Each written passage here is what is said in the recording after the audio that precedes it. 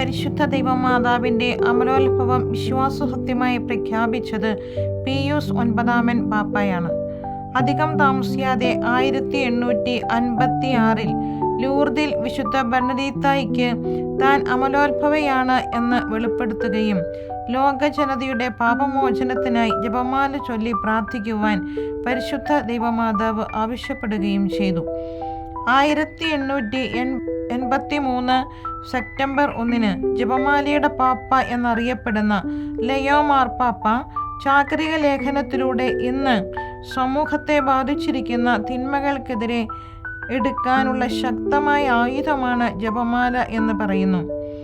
ഉബി പ്രിമിയം എന്ന ചാക്രിക ലേഖനത്തിലൂടെ ജപമാലയുടെ തുടക്കത്തിൽ സകല നന്മ സ്വരൂപനായ സർവേശ്വരനോടുള്ള പ്രാർത്ഥനയും ജപമാലയുടെ അവസാനം മിഖായേൽ മാലാഖയോടുള്ള പ്രാർത്ഥനയും യാചിച്ചുള്ള കാഴ്ചവയ്പ് പ്രാർത്ഥനയും ചൊല്ലണമെന്ന് പ്രസ്താവിച്ചു.